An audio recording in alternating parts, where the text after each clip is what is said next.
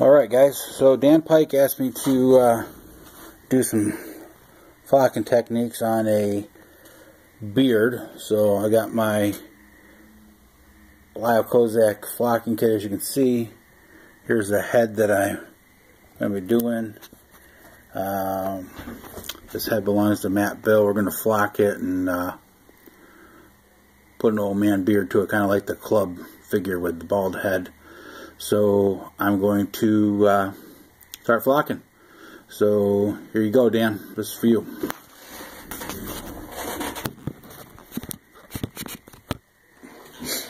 So, as always, we put out some glue. I've already pre-cleaned the figure, its head. Filled up my flock bottle. Done a little bit of shaking. I usually give it a couple more shakes just for good measure, because I like to make sure it's nice and staticky. And we'll set that over there. Now, since we're flocking the head, kind of a bald top and hair around the back side, I still always start with the back of the head. It's just kind of the way I've taught myself how to do this. I make sure I get good coverage around here. This figure had some pen or marker on it or something that Matt tried to clean off but wasn't successful. But luckily it's below where the flock line can be. So once the flock's on there, be looking like a brand new head with some balding on top. Purpose balding. Not just spots where the glue faded out after years and years of play. Which is good, because that's what they were intended for. The rest of it's lasted this long. I guess we can't complain about the little bit of flock glue falling out. So I put pencil lines on the head just so I kind of have an idea where to go with the glue. Otherwise, it's hard to keep the hairline even when you're going around the head and it's bald on the top. So I always kind of just eyeball a pencil line around there. Then I take the glue just over the pencil line. That way the pencil line is buried under the glue and no one knows the better. If you get a little glue over past the pencil line, it really doesn't matter. You can always clean it off, push it back down a little bit. That's the wonderful thing about doing the flock. You can kind of fix your own mistakes if you goof up a little bit as you go. Of course, you know, it's not easy to get the hairline just perfect anyway, so it takes a little while, a little practice to get used to doing that.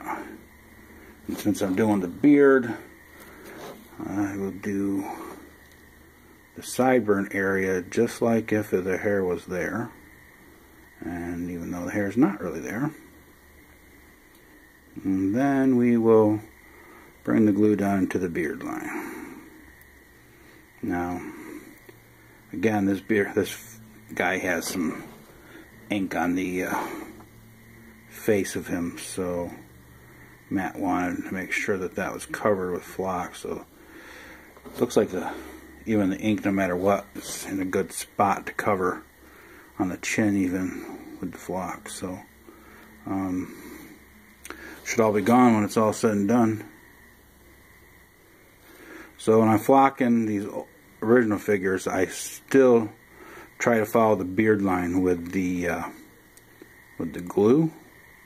Some of the beard lines you can see a little bit better than others because of the treatment that Hasbro used to prep the heads for the flock, which is some kind of adhesive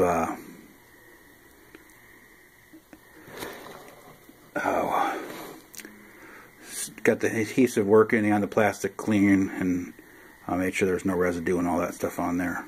Kind of what I used the cleaner for, but this stuff was a little more toxic as it stayed on there for pretty much the rest of the figure's head's life. So who knows what it was on there, but we all played with it as kids and we all survived, so I guess couldn't have been anything too serious.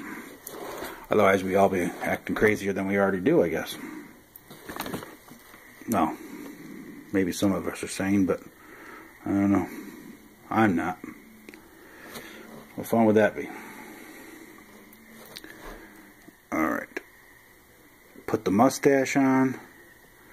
Now Dan, if you see something in here and you're a little curious about what I'm doing, don't hesitate to ask. I'm more than happy to share the techniques with you guys and get you guys flocking like masters too. So you'll be addicted just like I am, and when you want something different for your collection, you just go get it done instead of having to worry about sending the head out and all that fun stuff. So the hardest part about doing the beards mostly is just trying to get it even. So I kind of flip back and forth, see if it's close. At least it's kind of, sorry about that.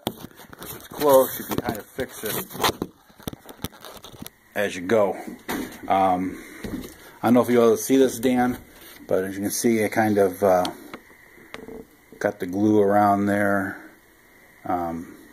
Just the same thickness as I would if I was flocking the heads. Now, when I do a whole head at one time, beard and head together like I usually do, when I started I did separate. I did flock the head, then I flocked the beard, just because I always wasn't sure how much flock I had, and I wanted to make sure I got a thick coat and the whole 9 yards. Now I flock the whole head and hair, beard all at once.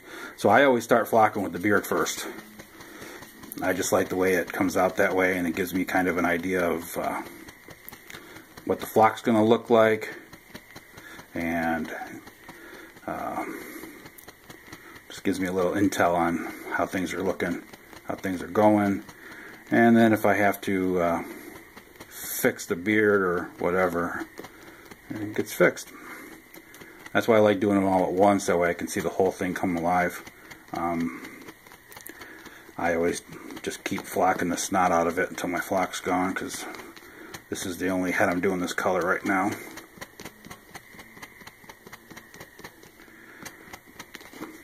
I want to make sure Matt has a...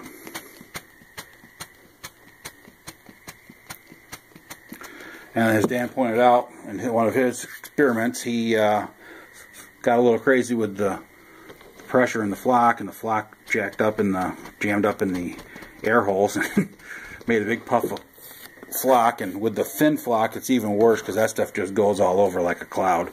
The longer flock fibers aren't as bad when they pop open like that, but it's still a surprise, because you get a big old wad of flock on your head that you weren't quite ready for. So it's always fun when that happens, but easy to recover from.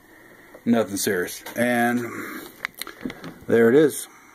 That is what it looks like. So Matt, this guy will be coming home to you soon. That's it for me. See you on the flip side.